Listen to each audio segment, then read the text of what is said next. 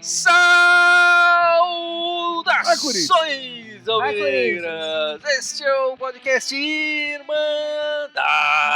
Corintiana número 256, 256. A tela não está cheia hoje. Acho que o pessoal ficou com dor de cabeça demais, não conseguiu vir para participar do podcast nesse fim de semana. Tô aqui com o Gibson, que já deixou sua risada gostosa aqui com a gente, e com a Ana, que tá com uma cara preocupada. Tudo bem com vocês? Tudo certo, Ana? Tudo bem, né? Tirando o jogo de hoje, tudo bem. Tirando o jogo de hoje, tudo bem.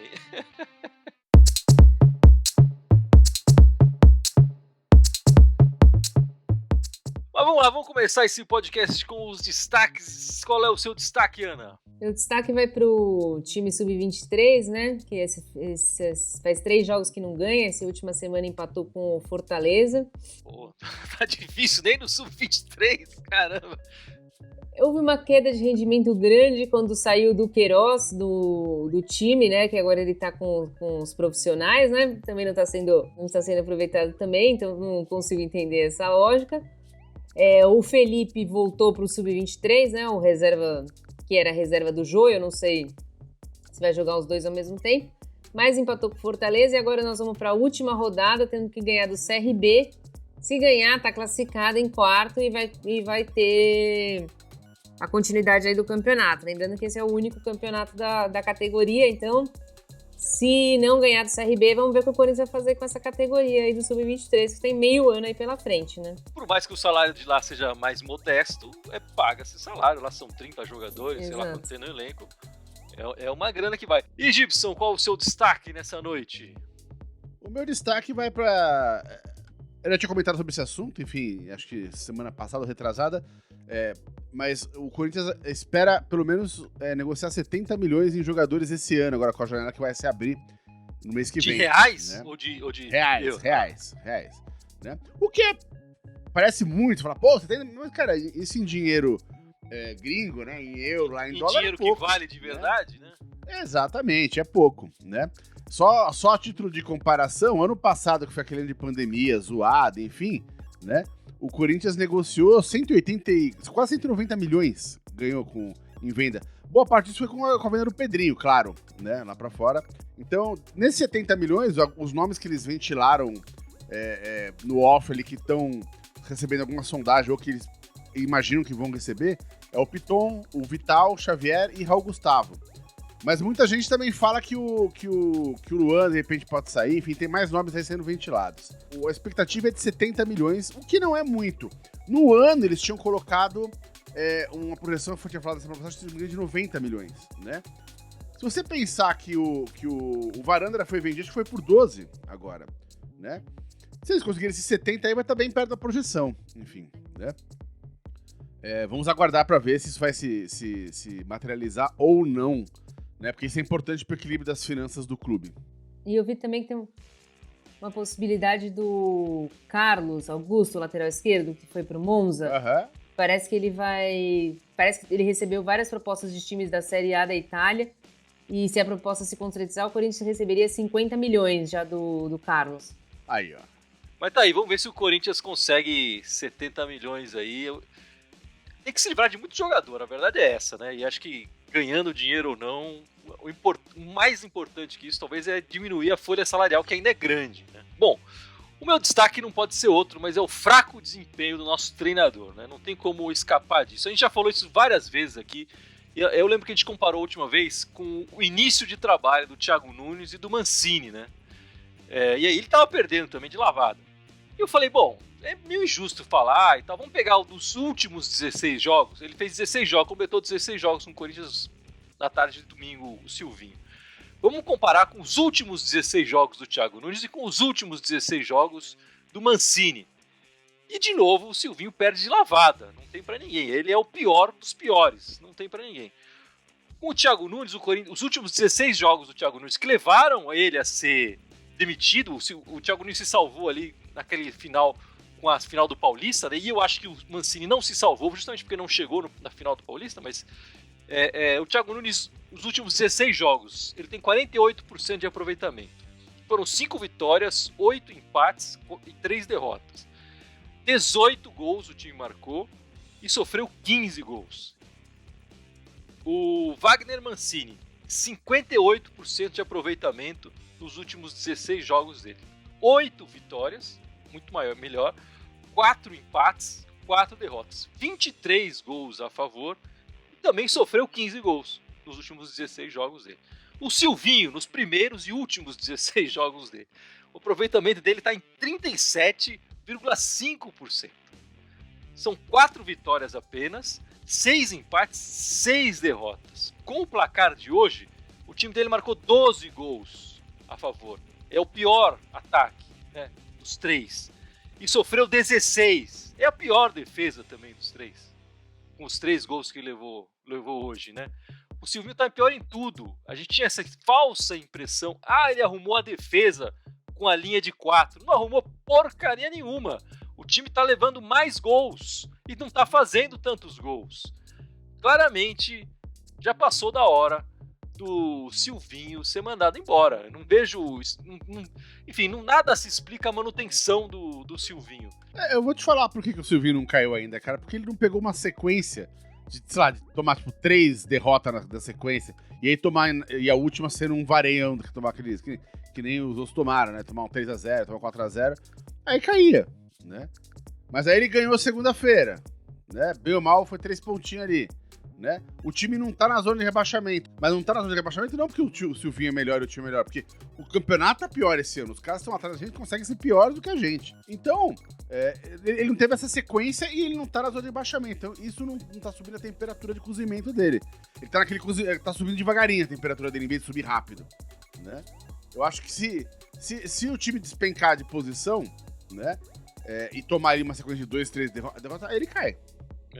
E assim, só pra gente ficar claro, eu sei que o elenco do Corinthians é fraco, enfim, espero que melhore agora com a chegada do Juliano e do Renato Augusto. Eu sei disso. Não, sem dúvida. A gente não tá discutindo isso. Mas eu tô falando do desempenho dos mesmos jogadores, né, em campo. Quer dizer, o Thiago Nunes, que era fraco, conseguia tirar mais desse time. O Wagner Mancini, que chegou pra tirar a gente do rebaixamento, conseguiu tirar e tal, conseguia tirar mais dessa equipe.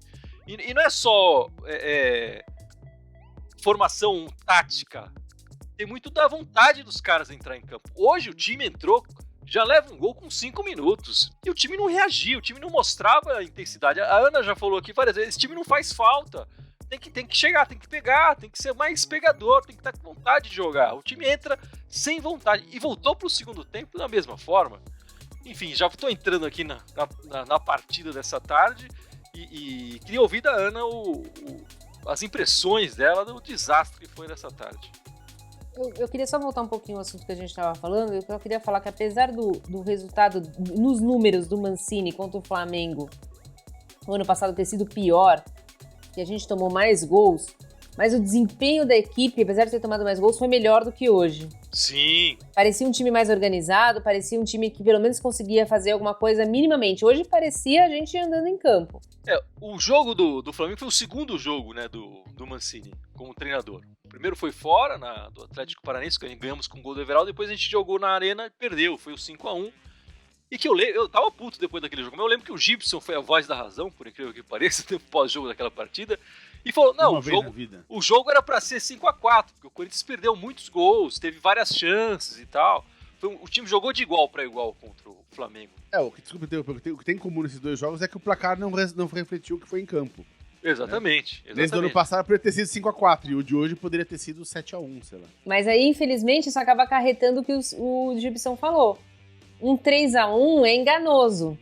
Não faz a ebulição pro Silvinho sair, apesar de a gente saber os maus resultados que ele tem. Eu não consigo entender por que você ganha do Cuiabá de 2-1, que não foi um jogo fácil, não foi um jogo tranquilinho de se ganhar, e você vai jogar com o Flamengo e você acha que você vai jogar do mesmo jeito? Isso, se você é o Flamengo, você vai jogar com o Corinthians e com o Cuiabá do mesmo jeito. Mas se você é o Corinthians, você não vai fazer isso. Saiu barato o resultado, saiu bem barato o resultado.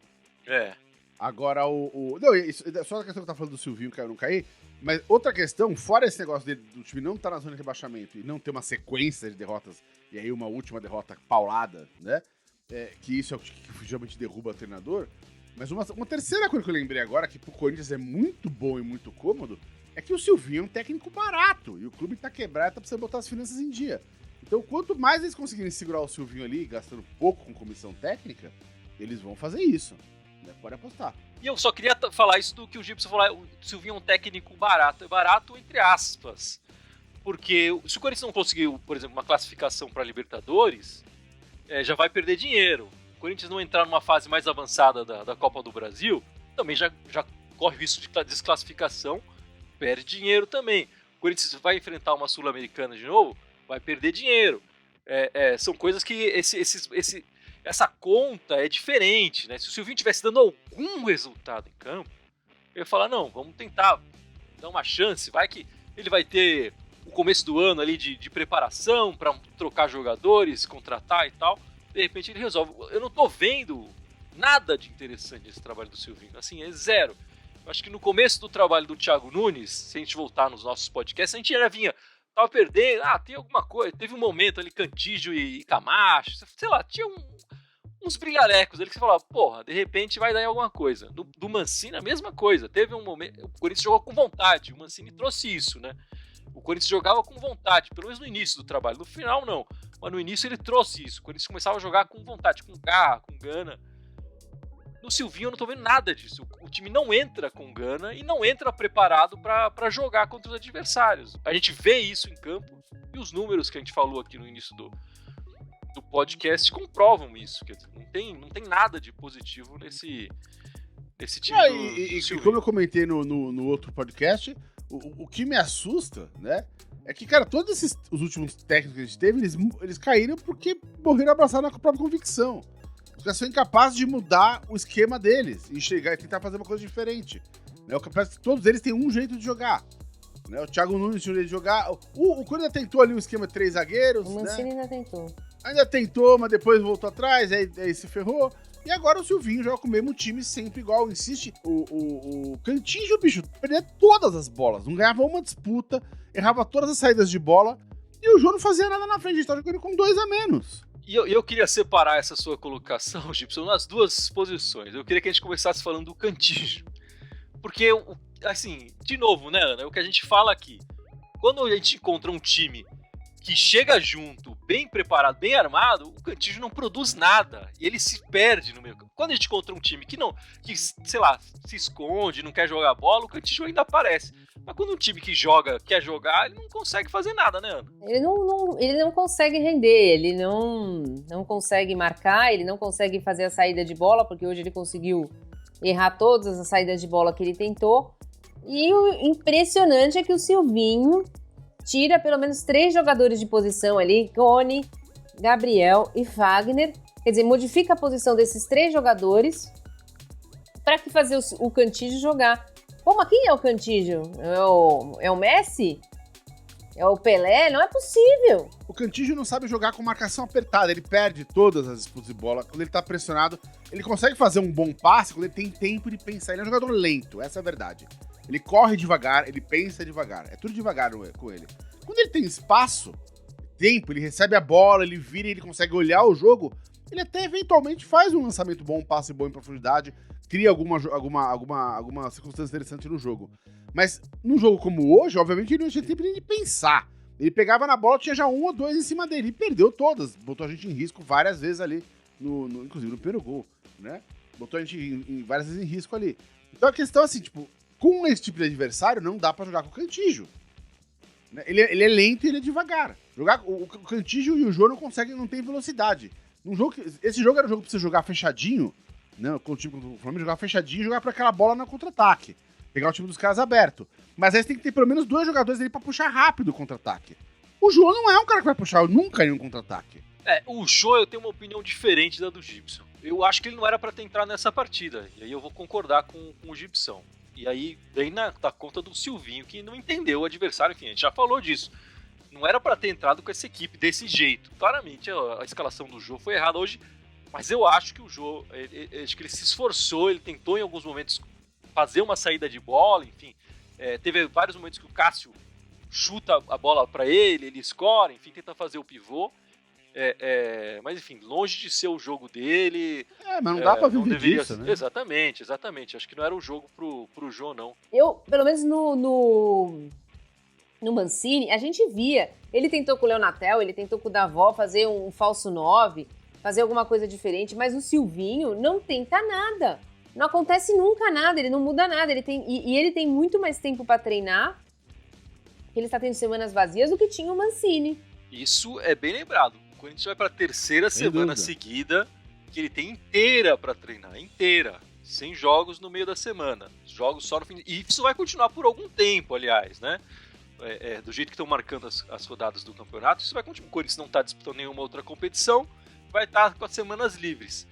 E a terceira semana que o Silvinho está com tempo livre, e a gente não viu nada interessante em campo, nada de diferente, a gente está vendo a mesma coisa. Ele sabia desde que ia jogar contra o Flamengo, porque não passou a semana inteira preparando o time para enfrentar um adversário difícil e forte como esse. Mesmo em outros jogos, você vê mudanças pontuais. Você vê, o Vital não tá jogando, então eu vou pôr o Watson. Aí deu sorte que o Watson fez uma assistência e um gol. Pronto, resolveu o problema. Mas não resolveu o problema ali na esquerda. O Corinthians não tá melhor ali na esquerda do que... São jogadas esporádicas. Eu vou tentar jogar num 4-4-2, então eu vou tentar jogar diferente, vou colocar 2 meias. Não, é sempre a mesma coisa. Tem vários times na nossa frente, né? Vamos pegar a tabela do campeonato. O Corinthians hoje está em 10º lugar, né? Mas a gente vê na nossa frente o Bahia, o Atlético Goianiense, o Ceará, o Atlético Paranaense, o Fortaleza. Vocês acham que esses caras têm um elenco muito superior ao nosso? Eu não acho. Mas os caras estão armando melhor as suas equipes. Mas eles têm mais organização. Tem mais organização. E a organização, não só dentro de campo. Acho que tem vários desses clubes que estão fazendo um trabalho de bastidor ali, de preparação, enfim, da diretoria, de comissão técnica, bem mais interessante do que está acontecendo no Corinthians hoje. Mas assim, então é claro que passa muito pelo treinador. O elenco do Corinthians é fraco, mas ele é mais fraco que esse do Fortaleza. De novo, o elenco do Corinthians é ruim. Mas com esse mesmo elenco, o Thiago Nunes e o Wagner Mancini conseguiram desempenhos superiores a esse do Silvinho. Ô Guilherme, você tinha falado do aproveitamento do Mancini. Qual que tinha sido o aproveitamento dele no Corinthians? O aproveitamento dos últimos 16 jogos, né? Isso. 58%. Então, a gente tava ali brigando pela zona da Libertadores ali. Com esse aproveitamento. Então, o Atlético Paranaense tá na última colocação da zona Libertadores. Tá com 59% cravado. A organização tática do time não tá facilitando pra ninguém. Gabriel e Rony estão correndo errado. Estão sempre chegando atrás. E só pra gente falar do Gabriel, né? Eu tava pensando em jogadores que mudaram, né? Jogadores que faziam uma função em campo e que depois, com o tempo e tal, começaram a fazer outra função. Eu pensei, o melhor exemplo que veio pra mim foi o Rincon, que era um cara, um meia, atacante, sei lá o quê, e quando chegou no Corinthians virou volante e foi um excelente volante. Mas normalmente são jogadores talentosos que você coloca eles mais pra trás pra marcar, pra fazer uma... O Gabriel é o contrário, né? Você tá pegando um jogador que é um cabeça de área daqueles clássicos raiz, né? Bola pro mato, e tá querendo pedir pra ele jogar a bola. Ele vai acertar um passe, vai acertar um chute, vai acabar fazendo gol, vai, né? Acaba... Em algum momento vai fazer isso. Mas tá fazendo direito? Não tá. É um erro assim enorme você colocar o Gabriel para fazer essa função. A Ana lembrou aqui do Queiroz. Por que não tentou esse garoto ainda? Que se ele tem mais essa característica de sair pro jogo, é o que todo mundo fala desse garoto. Por que não tenta esse garoto? Nos minutos finais de uma partida, sei lá, ele não entrou nenhuma vez com o Silvinho ainda. E por que não tenta outro cara ali se ele não tá vendo que ou ele acha que o Gabriel tá fazendo bem isso? Se ele achar, vai para fora, meu amigo. Você tá olhando errado, não é possível. Mas, Gui, contratou 2 jogadores agora. Vamos pensar, fazer uma troca simples, tá? Você acha que vai funcionar um meio de campo com Cantídio, Juliano e Renato Augusto? Não. Eu acho que o problema vai continuar o mesmo. Não vai funcionar. Mesmo eles sendo melhores que o Gabriel na frente. Não vai. Não, sem dúvida, mas a gente cai naquela posição. Por que tá o Cantígio ali? tem que colocar outro cara. Você vai colocar os caras que são bem mais talentosos, teoricamente, né? São bem mais talentosos que o Cantígio para armar o jogo. E eles vão ter uma preocupação menor defensiva. Você precisa ter um cara ali que seja mais defensivo. A primeira volância ali. Eu sinceramente estou com medo que ele faça isso. Então, aí é outra história, né? Assim, em toda a nossa discussão aqui, chega no mesmo beco. Fora Silvinho. É isso que chega. Exato. Sei lá, a gente não vê uma solução para essa equipe. Fala, não, vai chegar o Renato Augusto e o Silvinho vai colocar ele no lugar certo, vai mudar o sistema. Não, ele vai colocar o cara no lugar errado, vai continuar mantendo os jogadores errados no lugar errado e vai dar merda. Hoje de manhã eu tava pensando, a gente... Pensando simplesmente, né? Tirou o Ramiro e Camacho do time, do elenco, e trouxe Juliano e Renato Augusto. Quer dizer, muda a cara do meio de campo, muda o nível do meio de campo. Mas se você não escalar certo, não adianta. Naquela conversa que a torcida foi lá falar no CT, que o Duílio falou, não, dei mais 7 jogos até o final do primeiro turno, né, pro Silvinho. O Marquinhos entrou, o Renato Augusto tava lá, o Juliano também observando o jogo. Mantua tá voltando a treinar. Mantua tá voltando a treinar. O Silvinho vai ter ali, na melhor das hipóteses, uns 4, 5 jogos pra mostrar alguma coisa, se for cumprir esse prazo que o Duílio pediu, né? Cara, se nada acontecer, bicho...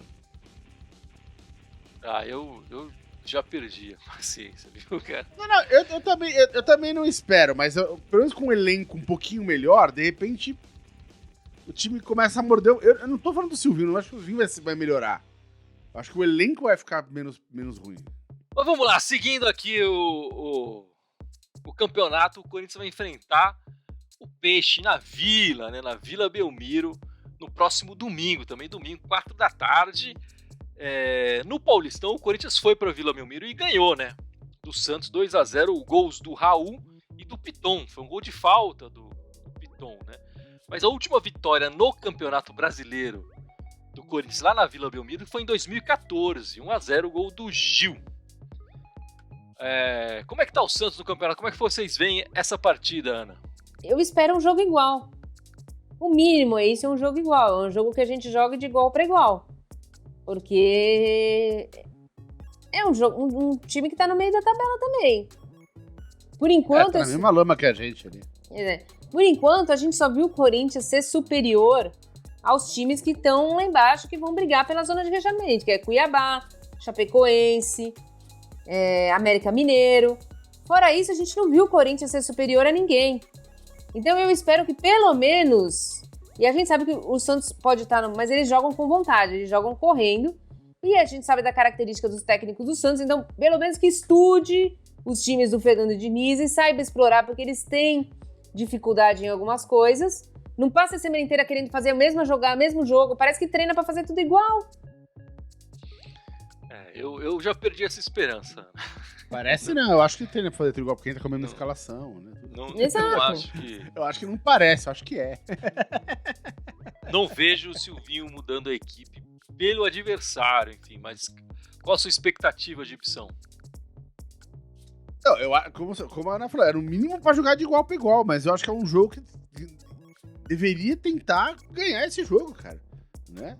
O Santos não tá com um desempenho... Então, mas se você olha os últimos 4 jogos do Santos, sem contar esse da Chapecoense, eles estão com os últimos 5 jogos estão piores que a gente, né? A gente ainda conseguiu ter mais vitória no mesmo período que eles. Então é um time que dá pra ganhar, cara. Tem que ir lá pra ganhar esse jogo, cara. Não interessa que é na casa deles. Hoje em dia tá sem público, velho. Não tem mais casa. Assim, acho que a Ana mostrou bem, né? Dos times na frente da tabela a gente perdeu. Dos times lá embaixo a gente ganhou. Esse time do meio da tabela é empatinho. Volta o empatinho. Empatinho com Y, né? Acho que vai... A minha expectativa é essa. Eu gostaria de ter uma visão mais otimista, mas o Silvinho não tá me permitindo, não. O Paulo Esposo tá perguntando, se perder domingo, cai? Cara, pra mim caía ontem. Então... quando eu falo que eu acho que não cai, não é minha opinião. Eu acho que a diretoria vai querer segurar ele por enquanto, pelas razões que eu já falei. Eu também acho. Mas eu acho que tinha que cair. Mas enfim, o Gibson comentou no começo do nosso podcast sobre a meta da diretoria para a venda de jogadores. Ele também tinha comentado a venda do Rodrigo Varanda, né?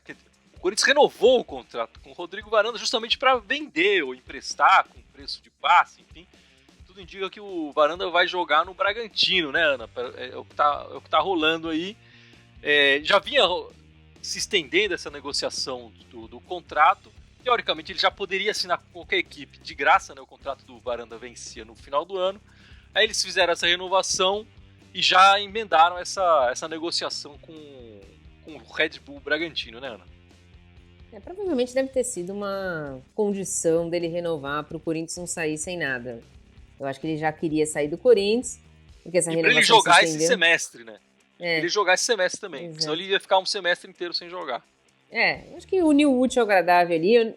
A gente não sabe exatamente o que aconteceu, existem muitas teorias falando que ele não cumpria os critérios que o Corinthians fez para isolamento social, essas coisas assim, que ele apareceu em vários churrascos, e não sei aonde, que ele não estava com a cabeça nos treinos. A gente não sabe a realidade, né? Não sabe se foi isso, se foi a renovação que ele queria muito. Eu espero que ele... Assim, o Corinthians vai ficar com uma porcentagem dele, né? Espero que ele se dê bem no Bragantino, siga a vida dele. O que a gente vai fazer? Não deu certo no Corinthians, mas eu acho que o Corinthians tem que ficar esperto com essas coisas, porque o Gabriel Pereira é outro jogador que tem potencial e que está sendo ali jogado de escanteio, sendo que a gente não tá bem no campeonato, a gente não tá surfando na onda aí para homenagear as Olimpíadas e falando, podemos se livrar de jogador aí. Não é assim que nós estamos, né? Bicho, esses caras estão fazendo diferente, estão fazendo falta no time, né, cara?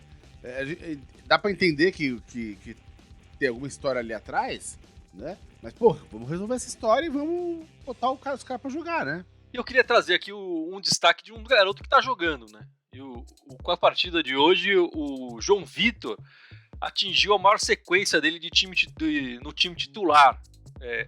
Ele jogou no time titular do Atlético Goianiense o ano passado, e ele também fez uma sequência de 14 jogos.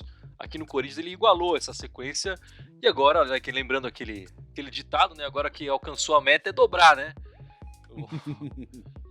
Atingiu a meta, vamos dobrar a meta.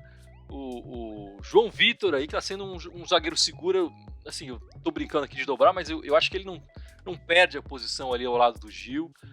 Pra mim tá jogando bem. Hoje apesar da derrota, apesar do Corinthians ter levado 3 gols, foi um bom jogador em campo. Acho que se não fosse por ele ali, talvez a gente tivesse levado mais. E é também um desses caras novos que podem, claro, se houver uma proposta, sair no final do ano. O Corinthians não vai fazer esforço nenhum para segurar esses caras, porque precisa do dinheiro, né? Mas o João Vitor tá bem, né, Ana?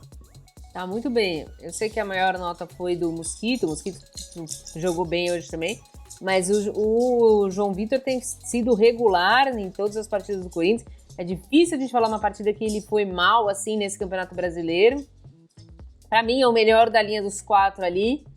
Mesmo porque o Fagner não podendo atacar, a gente tira a melhor coisa que ele tem, né? Mas ele é a melhor da linha, assim. Ele se antecipa bem, ele fez várias antecipações hoje. E hoje ainda fez um lançamento pro Adson, se não me engano, que quase resultou numa jogada de ataque. Foi a única vez que a gente diz, né?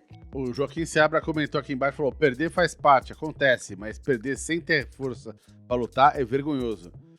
Não, se hoje fosse o mesmo placar, mesmo 3-1, e tivesse o time sido aguerrido, a gente não ia estar chorando aqui, não ia estar reclamando. Eu falei, perdeu. Os caras foram melhores, deram mais sorte, mas o time não se portou, cara, hoje, né? Foi triste, velho. Enfim, e não lutava, exatamente isso. O número de faltas, tudo isso, o número de desarmes do jogo, tudo você vê. O Corinthians não lutava pela bola, não queria, não estava interessado no jogo. Tava ali porque, que horas... É aquele funcionário público, né? Que horas acaba o expediente para eu ir para minha casa? Parecia isso, né? Vamos, precisa carimbar aqui? Vamos carimbar aqui uma bola. Não carimbou, tudo bem, vai assim mesmo. Ele não tava nem aí, tava olhando pro relógio, esperando o jogo acabar. Parecia isso mesmo.